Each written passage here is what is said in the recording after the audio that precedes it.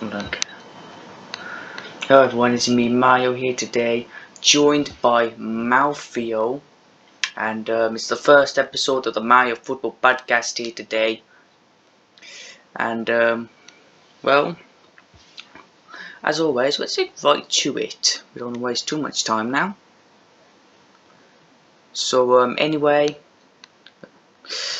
we need to ask you some questions here, Marfio, because of course we got some very important stuff to talk about. First off, we got the Barcelona stuff first. So I hope I just talk about Harry Kane, Hakimi, Davis, Suarez, Morana, Navas, and Ben Foster coming to Barcelona in one transfer window. Of course, we have to ask the question: where does the money come from for Barcelona? Obviously, they have some debt stuff going on. So how's the money get to them? How can they buy these kinds of players? And of course, that's going to be Marfio to answer that. So Marfio, please tell us, how is this possible? Well, obviously Mario, it's possible because of the kind of rights that Barcelona has been signing on recently. They've been signing TV rights, been signing sponsorship rights, and even rights towards the name of the stadium. Of course, I'm talking about Spotify Camp Nou. And well, that's mostly how they get their money to buy these players. And of course, the Champions League is also one place to get the kind of money as well, because the further you get into the competition, the further the bits backs of money you may get, especially if you win the cup, which could really help Barcelona if they do end up reaching quarterfinals or further. But of course, that's how Barcelona gets their money, of course. Well, yes, of course. We've also got the stuff about Bayern Munich. About they had to buy a few players, obviously, because Barcelona had been on their transfers, and of course they're taking the rebuild from the Barcelona signings. Of course, a confirmed one here: Bernardo completes his permanent signing. As we once said, he was on loan to the Barca club, and he's now taken his full permanent signing to the club. Of course, Musiala also, and Alphonso Davis. So, of course, but luckily, Bayern Munich's very rich owner has been able to find some good placements.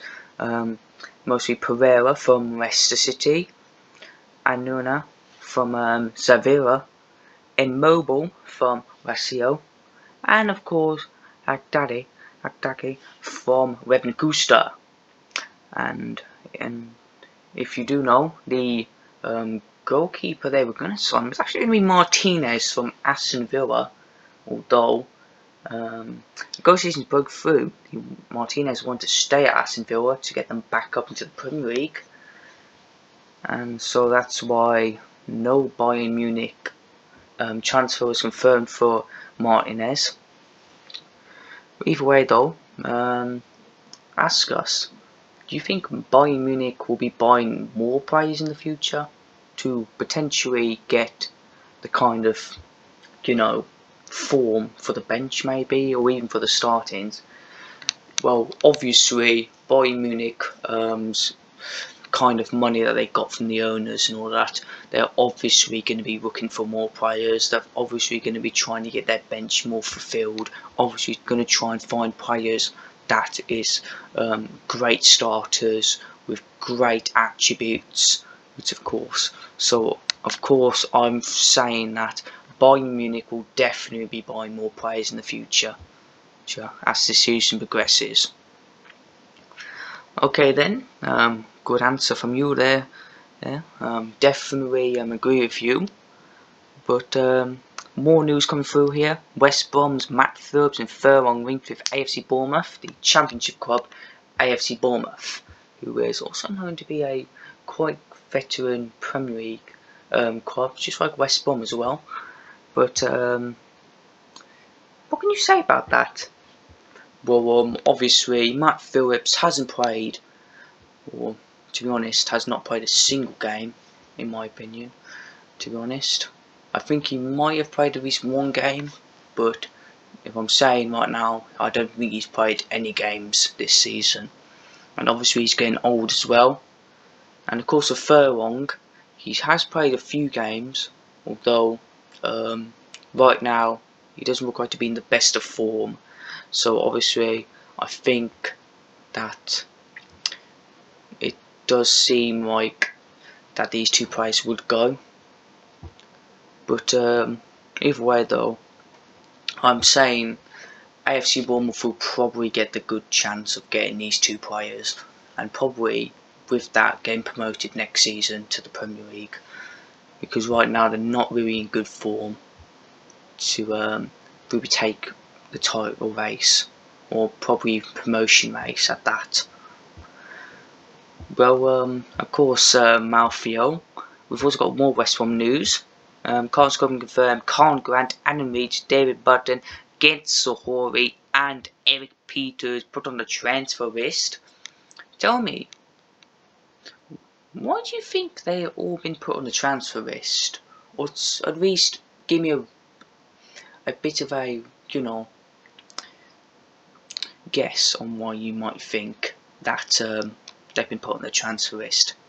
Well, to be honest, with Colin Grant and Adam Reach and David Button and also Ken Sohori, it's quite obvious that they're just not played well. They haven't been playing games, and also they're just not living up to their full potential, especially Sohori and Colin Grant, especially Adam Reach, David Button, all that. They're not reaching their full potential. And of course, when you got to say, David Button was good at Huddersfield when he played for them, so it's obviously that David Button has not reached his full potential to play for a Premier League club. And for Peters, it's a little bit harder to consume, but we could say maybe the age that he is at right now, or maybe because he just hasn't really been showing up at training, especially because he's not been showing up at training. So that could be the reason. But I'll say that most of those are true. Maybe the Eric Peters one is something different, but I'm going to say that's my opinion on those anyway. Well, of course, Marfio.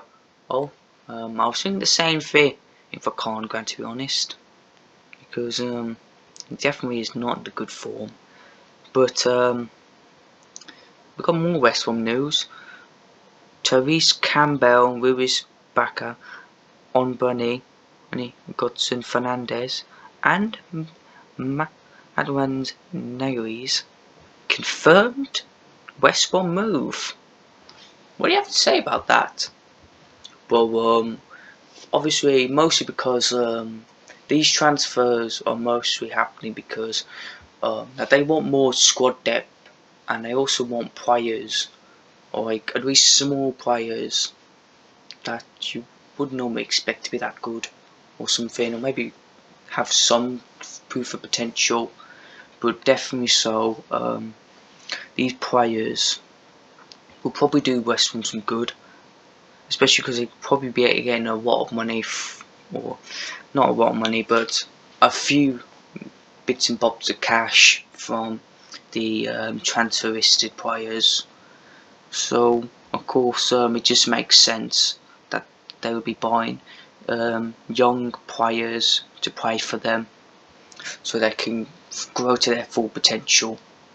Especially because West Brom has been voted to have the third best training ground in the Premier League so far. Of course, Man City is the top one, of course, obviously, and of course in second it's got to be Man United, and in fourth it's got to be Chelsea, and in fifth it's got to be Liverpool and stuff. And I would say Brighton was close to that top 5, but they haven't really had much training with the reserves, which the other teams have, really. So I don't think they really deserve to go up just yet. Okay then, but last bit of news for West Brom. Livermore is really, he does not want to retire. He's confirmed that he will not retire anytime soon, and he wants to win the Premier League with West Brom before he does retire. He wants to hold the trophy before he retires. What do you have to think about that, Marfio? Well, to be honest, it seems realistic to me.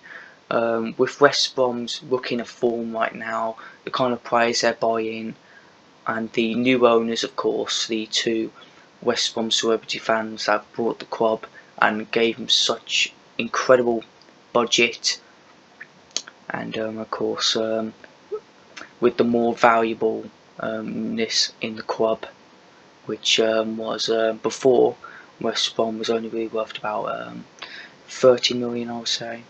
Well, not about 30 million. I mean, in probably owned about 30 million when they were in the Championship. I would say 120 million when they got into the Premier League. But with the new owners, they're definitely worth a lot more than that now. So obviously, I would say that Livermore really wants this club to win the Premier League before he retires, so then he can hold the cup, because he's never held a Premier League cup before, and he really wants to before he retires. Yeah, that is definitely very realistic. I would say if I was Livermore, I would probably want to do the same thing as well if I played for a really good club. Either way though, it's time for some Birmingham City news. Of course, they promote 2 new youth academy players to the mainstream Premier League for their squad. Of course, this is the first player, comes from Fiji. He's a central midfielder, and his name is Joan Siney. And the other one is an Anguilla in the Islands goalkeeper, who is named Sandra Connor. And as Birmingham City stated when we were looking at this kind of information, it said that these 2 players looked incredible in the youth academy. And that's what happened with Matt Pereira as well. Matt Pereira was probably the first youth academy player to get promoted in village football, and he looks to be very good in training. And really, Jones Siney looks very good as well, and also the Sandra Connor goalkeeper guy also looks very good. And just to say it, that the Agra Islands goalkeeper is actually 6'7", which is actually really good, isn't it? Well, yeah, it is really good. 6'7" goalkeepers with great talents is a very good mix. And yeah, definitely so, Marfio. But next up here, we've got some bad news for Stoke City here, because EFL is putting pressure on Stoke City as they get points deduction and 15 million fine for paying referees. And obviously, they beat Norwich 3-2, didn't they? And they were accused. Norwich accused Stoke of paying the referee in that game to win against them because they didn't want to get relegated. They did, or at least go inside the relegation zone at that. So obviously, EFL had an investigation on it, and now that it's completed, they can confirm it. Stoke City had actually cheated, so they did get the points deduction, and the points was given to Norwich as well for an apology for the unfair game, and also the 15 million fine from Stoke, which is, as you can say, it's quite unfortunate for the fans to have to hear that. But either way, though, we have to say there's even more troubling situations going on with clubs, not just Stoke City. Nothing about points deduction or anything, but definitely something very risk-worthy in the Championship right now. So either way, though, Derby County's up next. Derby County pulled out the £20 million loan from the bank to maintenance the stadium and players' wages, so that they could keep their players happy and also get the stadium maintenance, and so they can keep using it for games. But here's the problem, though: if they don't pay it back, then they'll lose their training ground. If they don't pay back by deadline day, they'll lose their training ground, which is, you can say, the training grounds in football are crucial for football games. I mean, you want your team to be trained to the maximum. If you don't have a team that's fully up trained, then you're just gonna suck in matches. And to be honest, it sucks that Derby County might actually be losing this training ground, because that's a crucial part of games. Obviously, they have to train to get more out of it. But either way, though, Joseph has finally moved out. Kyle Joseph finally moved out of the club. Of course, Swansea City, who is at the bottom of the league right now, of the Premier League. He's finally moved out and he's gone on free transfer to Rangers. And by the looks of it, if Swansea wasn't in trouble already, this is definitely going to make sweat. Definitely going to make them really sweat right now, because they did just get a reality check from Arsenal in the Premier League. So and that was the first game without Kyle Joseph, and obviously it's probably going to get even worse, because Swansea's got some teams to go up against that will just batter them. Probably even teams like Southampton, who is like, what are we, second to last in the relegation zone, they'll probably even batter him like about 5-0 or something, because Swansea, they can't do nothing. They're just stuck in relegation right now, alongside two other teams that might just batter them as well. So either way, though, Hull City's up next. Hull City's reduced a lot of the team's wages, which has already caused people like Ryan Longman to move to Salford City, and also Richard Smallworth to move to Sheffield Wednesday, and George Honeyman to move to Barnsley. Now, we've already seen Ryan Longman in his playing form at Salford City. If you do know, in the National League, he looked very good actually in the National League first match day. I thought he did really well, but well, the other two we have yet to see any performance from them, because Barnsley hasn't yet used him, and Sheffield Wednesday isn't playing in the National League yet.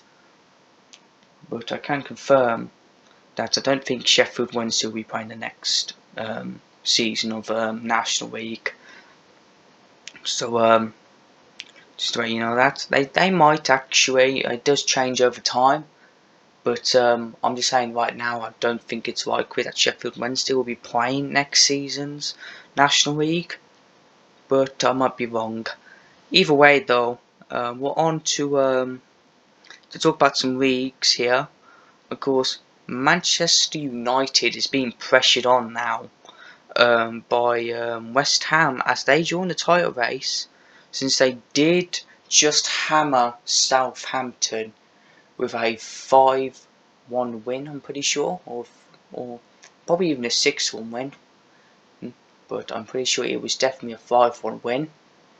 Of course, Antonio really taught them the lesson there. scoring 4 goals against them.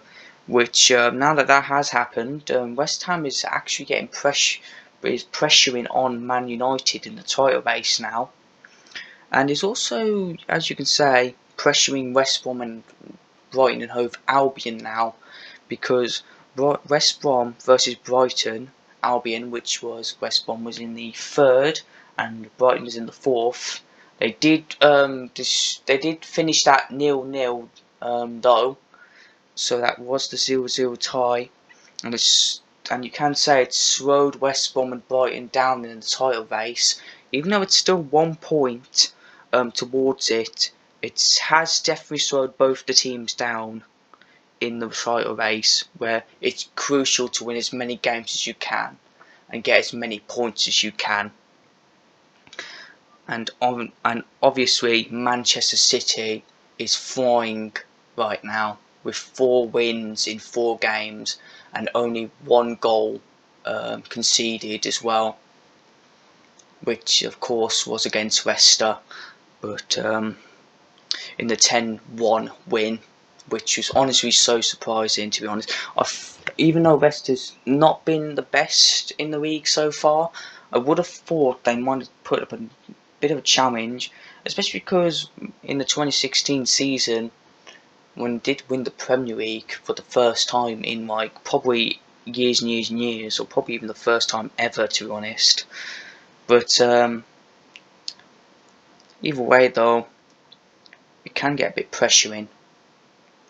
But it's time for a ringer now, and of course we got a match day as Atletico Madrid take on their rivals FC Barcelona away to Spotify Camp Nou, soon on Village Ring Santander. And of course FC Barcelona look unstoppable with their team right now. I don't think Atletico can really do much. I think Gabriel Jesus might look like a threat, to be honest, but when you've got Gabriel Jesus against any other team, you would say he's about to do something. When you got FC Barcelona, though, I'm saying with the kind of team they have now, I don't know if Atletico is going to be doing it. I think Atletico might be going down in the league because they haven't lost a single game. Of course, Barcelona beat Real Madrid 3-1, and well, that's quite a surprising game to beat Real Madrid 3-1. Obviously, even if you are Barcelona, Real Madrid is the best team in the world, and they beat them 3-1. So surely Atletico Madrid has got to get a game plan here. They really got to put up a game plan here, otherwise they might just end up losing to Barca, losing a few points down on the line, and then not being able to get back up on Barca. It's just being put on pressure at that point. But well, either way, it's still sure to be a fun match, I hope. And definitely so, isn't it, Marfio? You do hope it's a good match. Obviously, yeah, Marfio, we do hope it's a good match, even if it's quite a hammering one. I do want to see Atletico Madrid do a bit of damage against them, even if they can only score about 1 goal, maybe. Even if they about score 1 goal, then at least they were shown to be prudent fighting through. But with the Barcelona team right now, I don't know if this is possible. So, especially when Luis Suarez was just lost back to Barcelona. Well, definitely true. Luis Suarez lost to Barcelona once again. Of course, Barcelona taking back Luis Suarez. Barcelona want to make a club of old legends and new legends, as it seems. And well, it's really working that right now. Really, really working. So just give the best of luck for Atletico, but Barcelona is definitely going to be giving them a hard test. So Either way though, that's about it for the Mario podcast, the first episode of the Mario podcast, of course. Very hope you enjoyed, because it's quite a pressuring to see some teams like Stoke and all that get point deductions and fines and troubling situations. Well, what I was going to say though, Stoke, maybe not the owners. Do not respect the Stoke owners, because they obviously pay the referees, don't they? I don't know, maybe the manager as well, I have no clue, but do definitely give applause for the fans and the players though. They really are giving their best here, especially the players. They're really giving their best to keep Stoke in this. But as for Derby and Hall and all that, give them the best of luck as well, because they could be going down sooner rather than later, even after the Derby demise, because Derby did destroy Hall, but it could be that Derby still comes down. So just give hope that they can stay up there and keep trying their best to get out of that troubling situation. Either way though, this has been my podcast episode 1. Next time I will be joined by Toad. Next time here on the Mario podcast in episode 2. Please thank you for watching, and see you later.